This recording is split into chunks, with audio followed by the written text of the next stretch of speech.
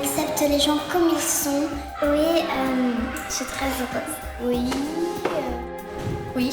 Oui. Oui. Oui. Oui. Grave. Oui. Oui. Oui. Oui. Ouais. Oui. Oui. Ouais. Ouais. Oui. Oui. Je suis très très heureuse.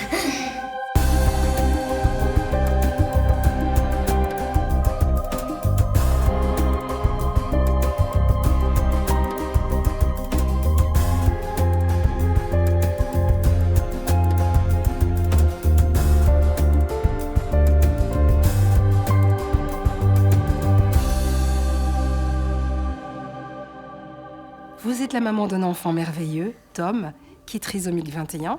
Vous lui donnez des racines et il vous donne des ailes. Lesquelles ? Les ailes que me donne Tom, c'est les miennes en fait.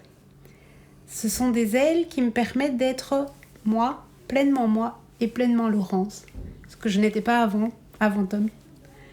Avant, j'étais la fille de mes parents, une épouse, une maman.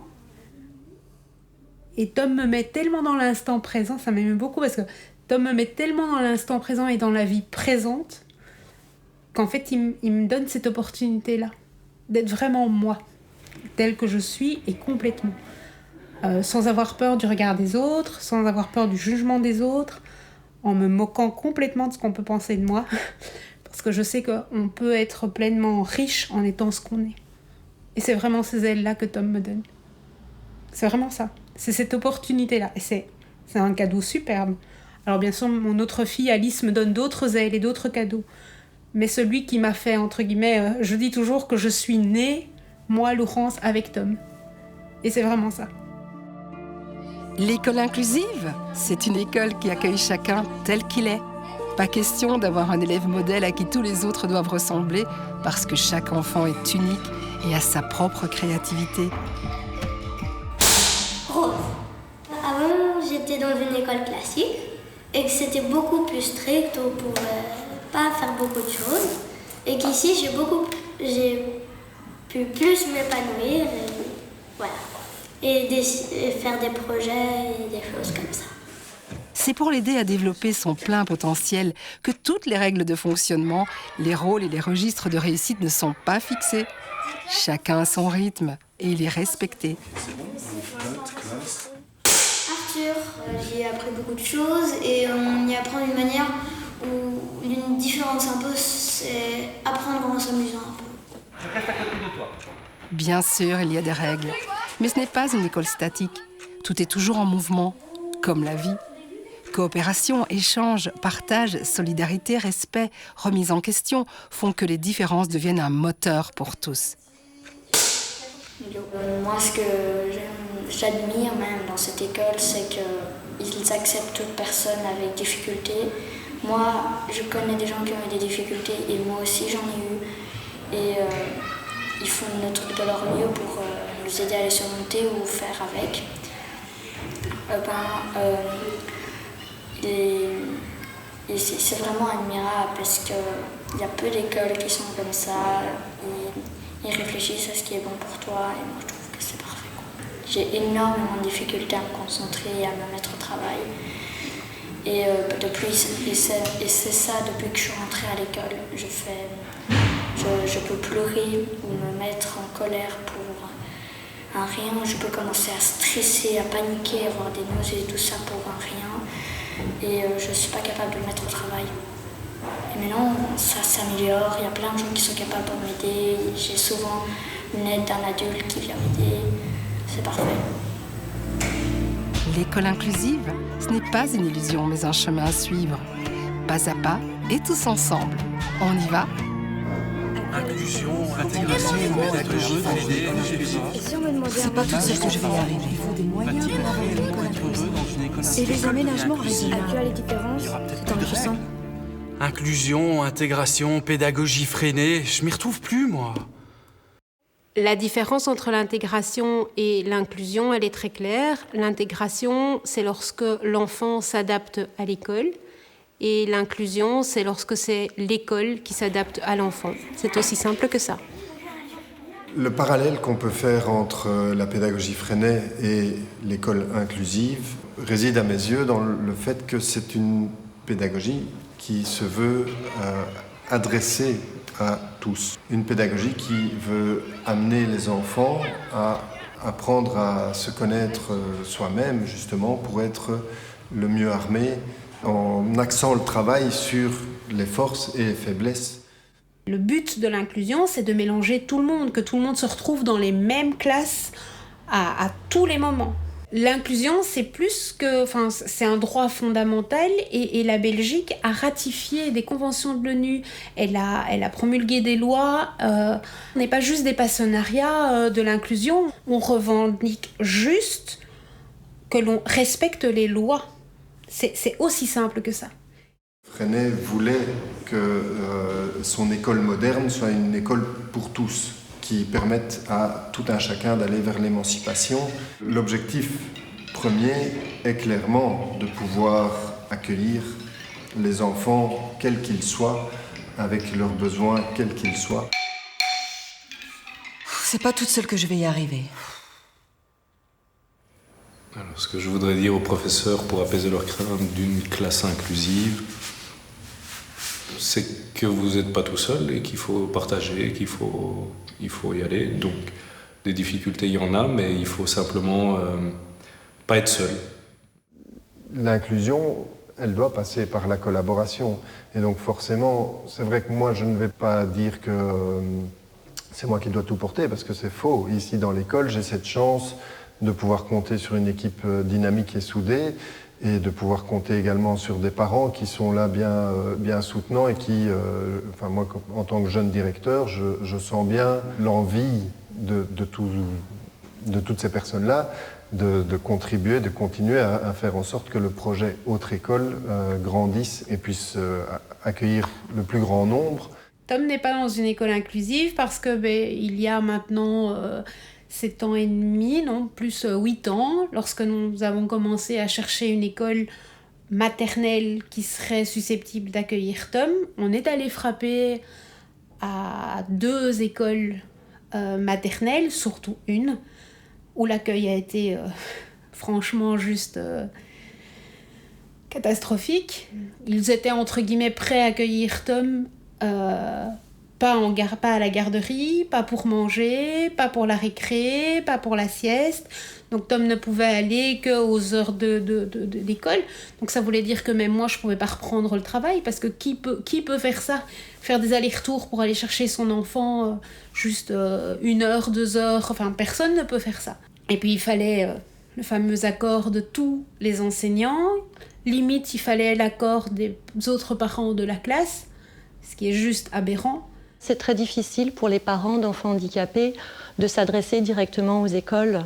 Nous avons un enfant qui n'est pas forcément facile à prendre en charge pour une école. Donc l'avantage de passer par un organisme comme le Saphir, c'est qu'ils étaient capables d'expliquer que non seulement Marie est capable d'être en inclusion, mais aussi d'offrir un support à l'école pour l'accueil de Marie. Vous, dis donc, regarde, je te fais une petite chatouille. Marie bénéficie d'une aide pédagogique qui vient 1 fois par semaine dans la classe, en plus d'être dans une classe où il y a non seulement une intervenante, mais également une puéricultrice. Donc elle est très bien encadrée et la coopération marche très très bien. Est-ce que je me sens armé? J'ai certains outils dans ma besace, c'est ma réflexion, c'est toujours l'envie de faire mieux, de m'observer moi-même dans ma pratique, de voir si est-ce que ce que je fais apporte quelque chose à l'enfant. Je ne parle pas de technique là, je parle d'un état d'esprit. Si je m'imagine, si je me projetais directeur dans une école communale, dans n'importe quelle école, je me dis que si je dois, moi, porter un projet d'école inclusive, je suis obligé d'abord fédérer mon équipe, de la souder et de l'amener sur le même chemin. Alors je me sens soutenu par la direction, oui. Oui. Mon directeur, c'est aussi un ancien collègue. On a travaillé ensemble, on a réfléchi ensemble, on continue à travailler ensemble, on continue à réfléchir ensemble. Donc oui, je me sens soutenu. Comment est-ce que c'est réalisable? Ça dépend évidemment de chaque école, de chaque situation. Mais c'est un peu facile sans doute de se dire on va aller vers l'école inclusive et ça va être les directions qui vont porter tout ça. Et les aménagements raisonnables? Dès qu'on introduit un aménagement raisonnable pour un enfant, il faut l'introduire en fait pour toute la classe idéalement, parce que sinon on n'avance pas vers l'inclusion. À partir du moment où on vient avec une pratique, avec un outil qui paraît un petit peu sortir du cadre habituel, sortir du lot, on va forcément s'éloigner de l'inclusion, puisque l'enfant va se sentir, lui, quelque part mis en évidence, tiens, moi j'ai droit à, et les autres vont se dire, lui, il a quand même besoin de ça.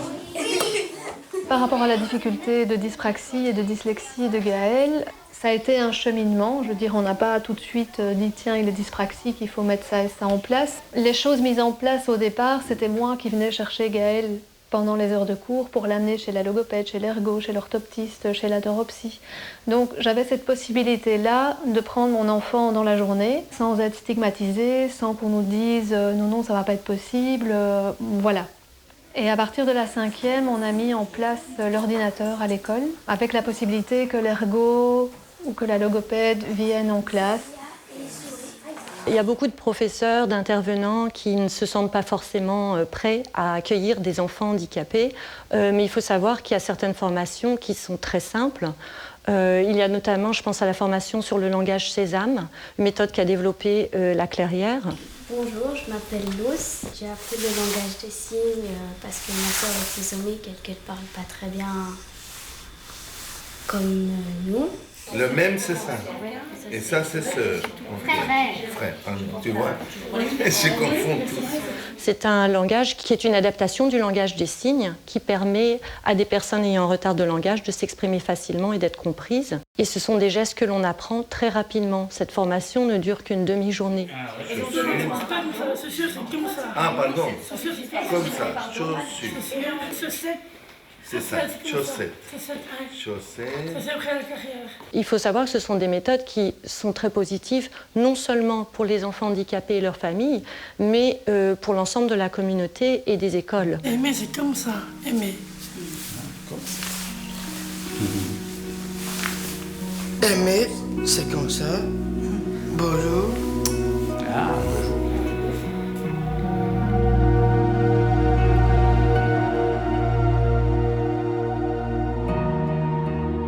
Écoute. Oui, je me sens beaucoup plus écoutée parce que dans mon autre école, personne on demandait la parole, elle nous la donnait, mais personne n'écoutait et tout ça. Tandis qu'ici, si on demande la parole, on la reçoit en levant le doigt. Donc chacun est entendu. Ma première année dans cette école a été très difficile parce que je n'arrivais vraiment pas à dire non. Donc ça a été très compliqué. Par mon ancienne prof, Véronique, elle m'a appris à dire non. Quand je suis rentrée en 4e, j'ai réussi à dire non. Et alors, quand j'ai réussi à dire non, je me suis fait beaucoup plus d'amis. Et ça a été beaucoup plus chouette que ma première année. Parce que tu t'es respectée. Oui. Et tu te sens respectée maintenant. Oui. Dans ce que tu as envie de faire. Oui. Ou ce que tu n'as pas envie de faire. Oui. Comment ça se passe dans cette école? Bien. Est-ce que tu as envie de nous raconter une histoire, la tienne?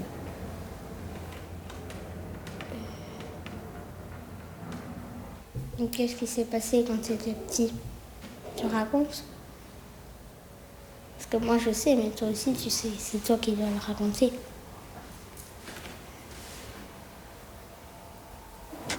Tu veux que je vienne près de toi? Oui. Oui? Tu veux que je te prenne sur mes genoux? Oui. Allez. Hop là, voilà. Viens. Qu'est-ce qui s'est passé quand tu étais petit? Je suis restée 1 an de plus en maternelle. Et c'est grave pour toi? Non. Comment ça se passe avec tes petits copains de classe? Bien. Ils sont gentils avec toi? Oui. Tu te sens accueillie? Oui. Tu auras envie de leur dire quelque chose? Non? T'as pas envie? Tu fais comme t'as envie, hein? T'as pas envie? Non, on va pas te forcer alors. Tout le monde a besoin de se sentir entendu. Par exemple, si on m'entend que moi, mais pas toi, c'est pas chouette parce que c'est pas, comment dire, très bien parce que il faut qu'on entende tout le monde et pas que soi ou une personne d'autre et pas que nous.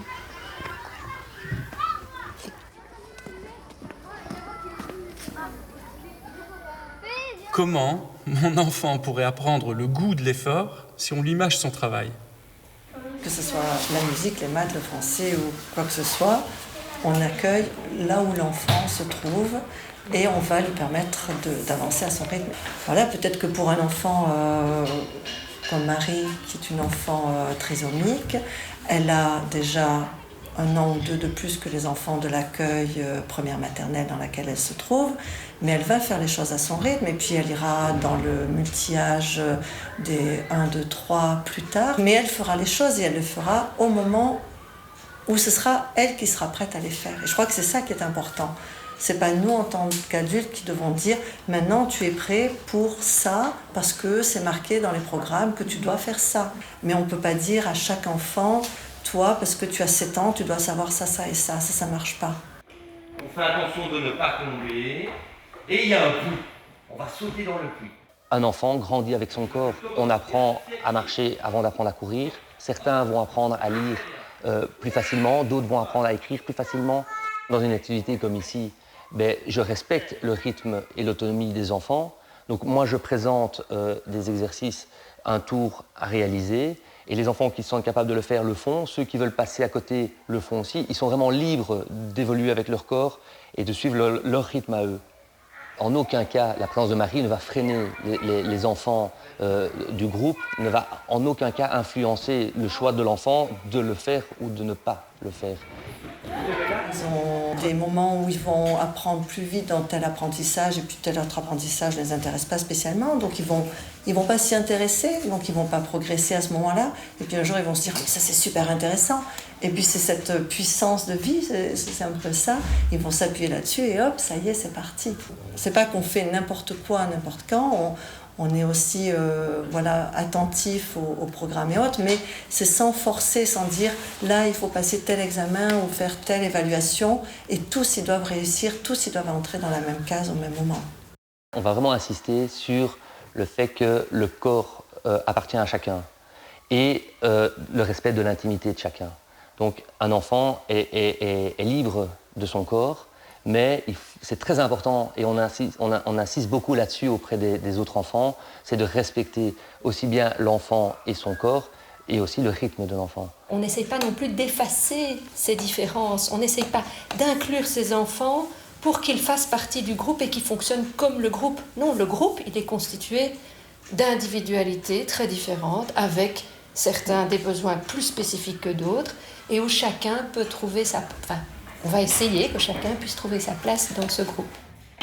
On ne se rend pas compte à quel point un enfant est riche dans plein de choses. Et quand un enfant est tiré vers le haut, qu'on l'encourage, qu'on lui montre qu'il est capable, qu'il sait le faire comme les autres, il développe des facultés exceptionnelles. Mais pour y arriver, il faut que l'enfant soit en confiance.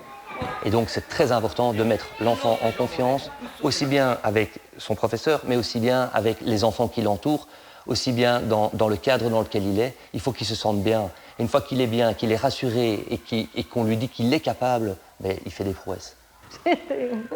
On est très content qu'elle ait pu entrer à l'école parce que c'est vrai que quand on voit le dossier de Marie, pour une école, ça peut faire peur. Une enfant qui est médicalement extrêmement fragile, beaucoup de retard, mais elle a été acceptée, elle a été prise et ça se passe très très bien. Hein, Marie, tu aimes l'école ?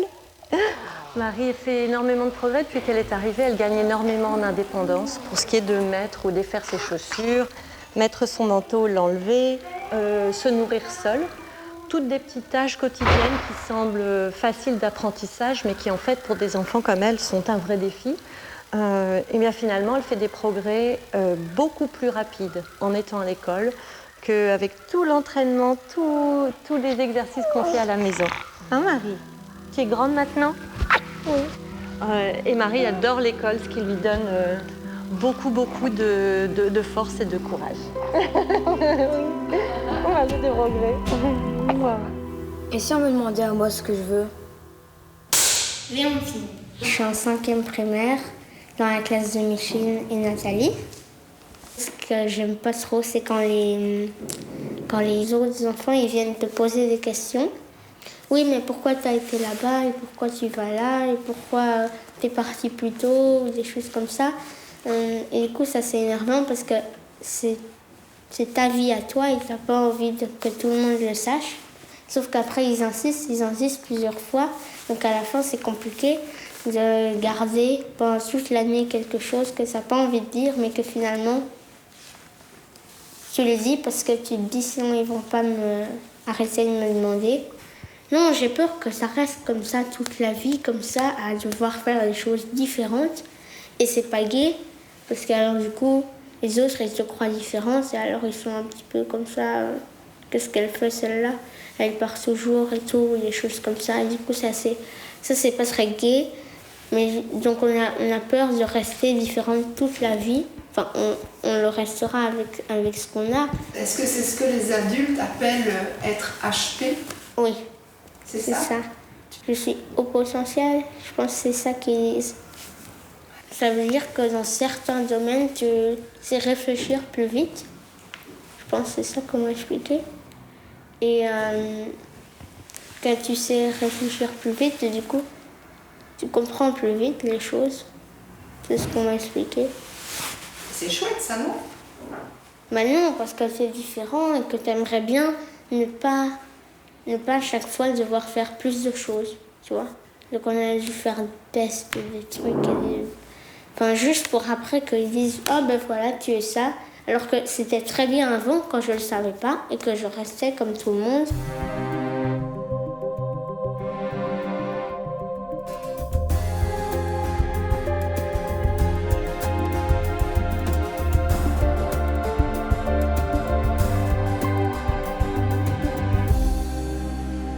Merci à vous de venir filmer les élèves qui ont des problèmes pour qu'ils puissent un peu faire part de cette école et encourager les autres. Il faut des moyens pour avoir une école inclusive. Il faut savoir que les moyens supplémentaires, nous, les parents, avons dû aller les chercher et les apporter à l'école. Je mentionnais le fait qu'on ait l'aide d'une ASBL qui s'appelle le Saphir, qui est capable d'offrir une aide pédagogique supplémentaire dans la classe de Marie. Ça, il n'est pas normal que l'école n'y ait pas accès directement. Il n'est pas normal que les parents doivent aller chercher les services avec autant de difficultés. Nous sommes arrivés en Belgique il y a 1 an. Il a été très difficile d'identifier les moyens mis à disposition des familles handicapées. Par contre, les associations existantes sont très utiles, très efficaces dans la limite de leurs moyens nouveaux. Certains enfants demandent un accompagnement quasi individualisé. En fait, la Fédération Wallonie-Bruxelles demande de pratiquer beaucoup de différenciation, d'individualisation. Ça veut dire de faire en sorte que les professeurs, les enseignants soient à même d'accompagner chaque enfant individuellement. Pour le faire, je n'ai pas besoin effectivement de nouveaux bancs, de plus d'un tableau interactif ou que sais-je. Moi, personnellement, en tant que directeur d'école, j'exprimerais le fait que j'ai besoin de plus d'humains dans les classes. J'ai besoin de plus d'animateurs, j'ai besoin de plus de professeurs au sein des classes. Accompagner les professeurs justement de logopèdes, de neurologues qui soient spécialisés dans les troubles de l'apprentissage et qui puissent du coup échanger et travailler ensemble de concert avec les enseignants. Il y a peu de moyens financiers offerts aux écoles, offerts aux ASBL. Les ASBL ont parfois du mal à survivre. Il y en a qui malheureusement disparaissent. Et les parents se trouvent à devoir batailler pour un droit qu'on leur dit exister pour leur enfant. Si l'école devient inclusive, il y aura peut-être plus de règles. C'est une mauvaise critique parce qu'en fait le cadre est là, mais on le co-construit avec les élèves, mais il y a certains points du cadre qui sont amenés par l'adulte. Ces points-là ne sont pas négociables, mais doivent être explicables. Qu'est-ce que tu retiens, Monsieur le Président?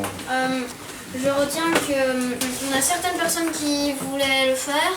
Je crois qu'on les a décidées, mais la seule classe qui en a parlé n'était pas tellement pour, parce que comme c'était une classe blanche, ils avaient peur de saillir leurs vêtements. Et que si jamais ils prêtaient, il faudrait faire fort attention parce que sinon ils risqueraient de saillir et que les parents devraient faire plus de lessive et que c'est pas tellement écolo. C'est effectivement un travail de conscientisation, c'est également un travail de responsabilisation. Donc l'adulte comme l'enfant sont amenés à conscientiser les choix qui sont posés et conscientiser donc toute la réflexion qu'il y a derrière et de pouvoir le faire respecter par moi comme par les autres individus de la communauté au sein de la classe, voire au sein de l'école.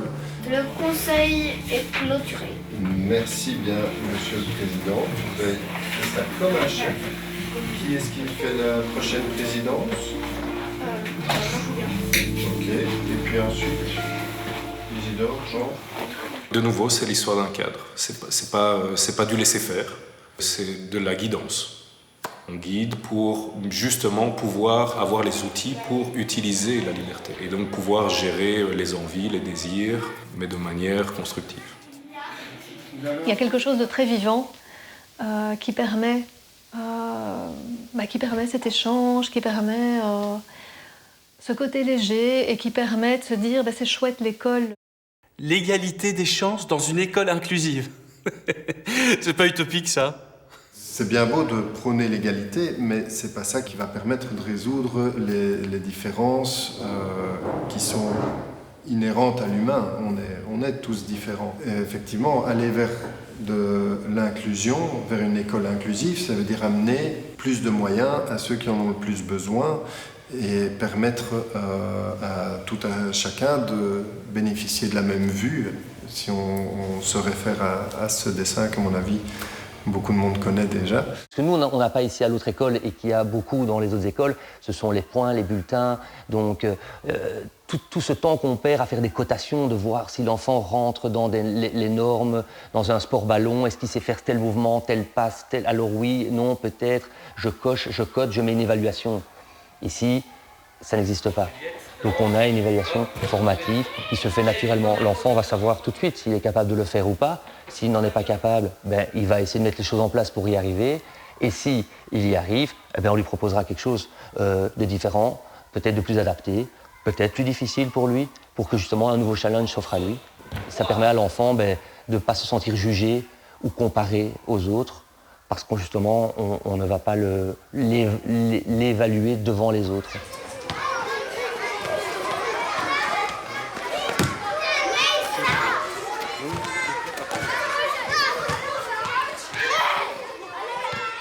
Est-ce que tout le monde a réellement sa chance? C'est, de la part de la Commission, un très bel objectif, enfin c'est une visée, une vue, mais pour le moment, d'après moi, on est loin de ça encore. On ne peut pas, nous, l'école, d'abord jouer sur tous les aspects, parce que c'est l'école, on ne va pas régler tous les problèmes. On peut essayer à notre niveau, et au niveau probablement du système aussi, d'installer des choses. Après, il y a quand même la manière dont chaque enseignant va accueillir l'enfant, va se rendre disponible, va essayer de comprendre ce que l'enfant vit. Mais parfois, au-delà du constat, on ne peut pas aller beaucoup plus loin, quoi. On n'a pas toutes les clés en main parce que l'école, c'est un moment de la vie de l'enfant.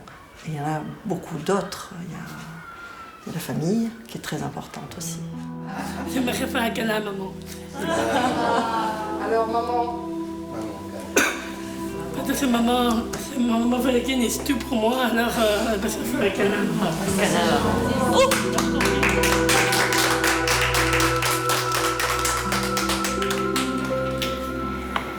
Bonne semaine à tous.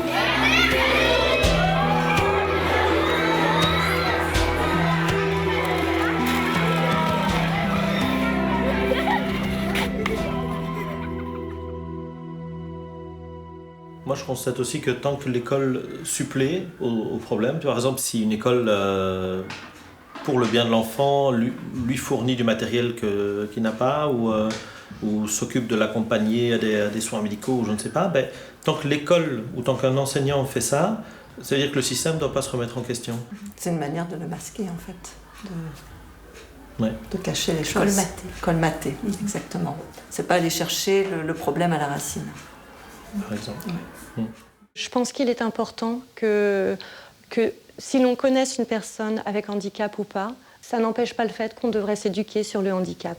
Je pense que malheureusement, on a souvent peur du handicap, on n'en a pas toujours une image positive, et on s'aperçoit qu'une fois qu'on commence à s'y intéresser, que l'on soit parent, que l'on soit personne handicapée, que l'on soit bénévole ou que l'on travaille dans le monde du handicap, c'est une expérience magnifique. On ne peut qu'en apprendre sur nous-mêmes, sur la société et sur toutes les améliorations qu'on peut offrir dans notre société.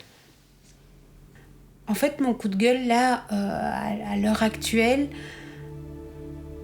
ce serait qu'on laisse à Tom le droit d'être qui il est, comme il est, avec ses défaillances, avec ses petits soucis, mais aussi avec tout ce qui est juste magnifique et tout ce qui est juste positif, parce qu'il y a beaucoup plus de choses positives chez Tom et qu'on lui laisse sa place, en fait.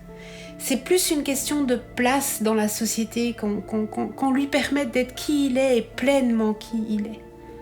L'essentiel, c'est que les gens acceptent Tom tel qu'il est, avec sa lenteur, avec sa fragilité, cette fameuse fragilité qui dérange beaucoup de gens, en fait. Je me rends compte qu'en fait c'est ça.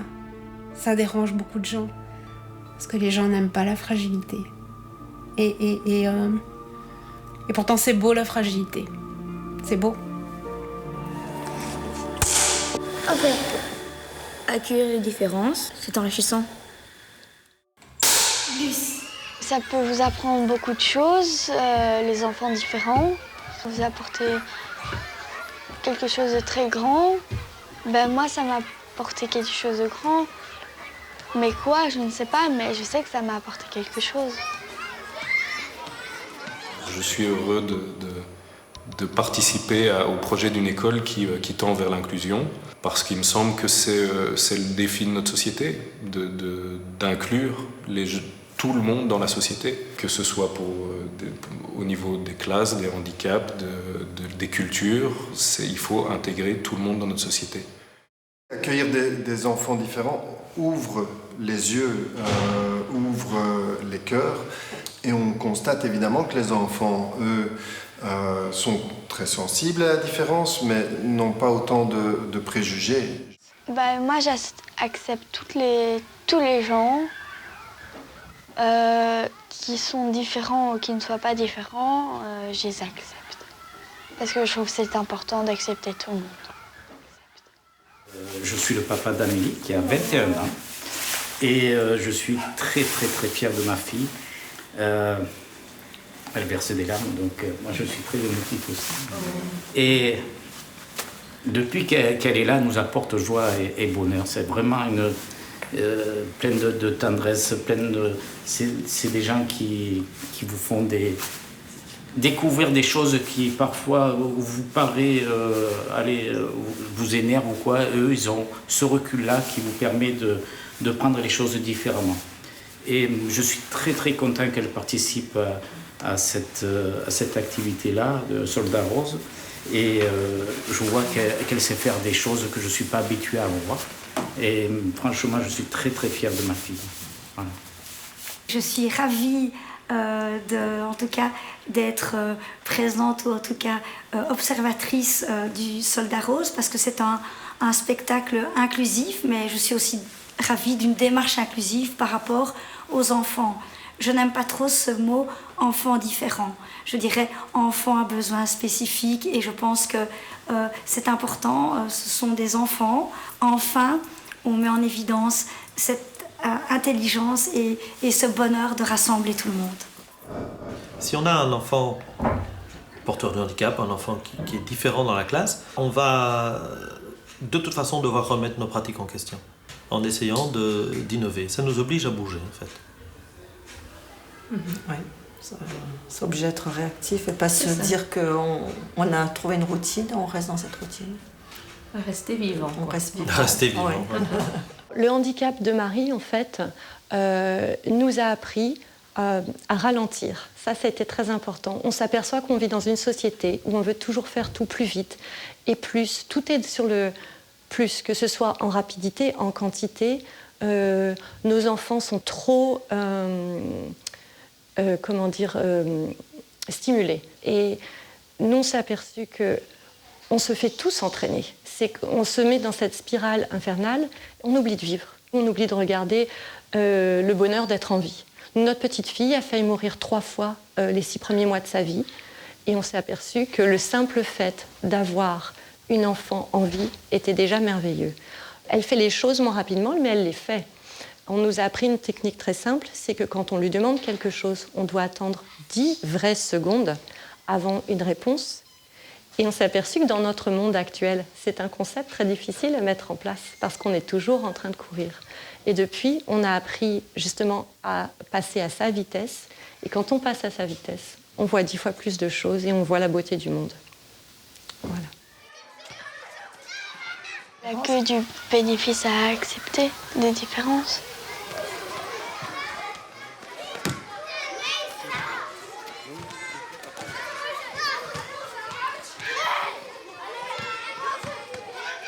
Ça m'apporte un peu de la joie, mais pas que de la joie parce que je ne suis pas contente qu'ils soient handicapés ou qu'ils ont des problèmes. Mais en fait, ça m'apporte de la joie, ça me rend contente de pouvoir qu'ils m'expliquent leurs problèmes et qu'ils ne le gardent pas que pour eux.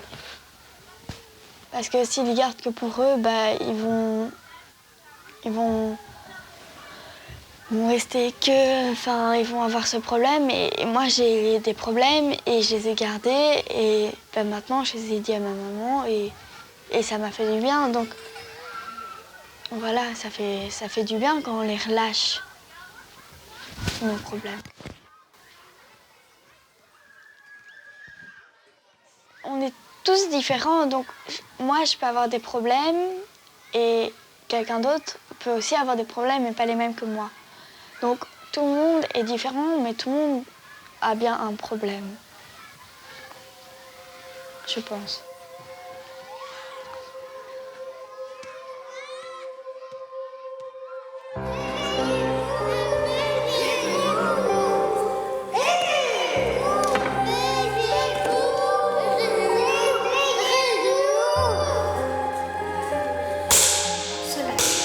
Talia, Gilles, Nathalie.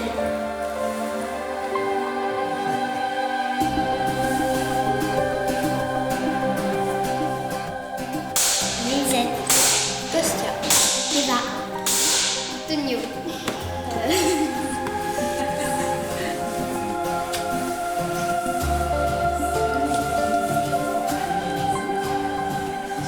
Alice, Lily.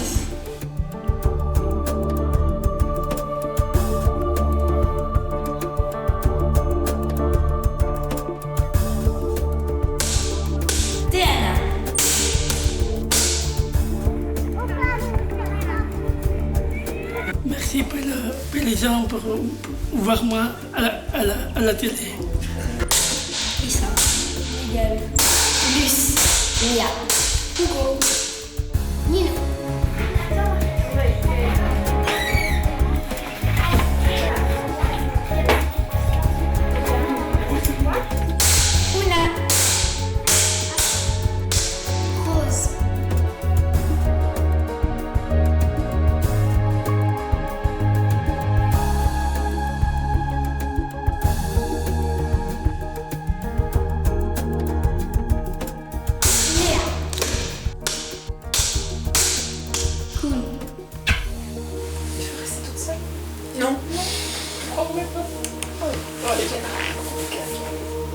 Merci Laurence. Achille, Anara, Naël, Pierrot, Thelma, Tom.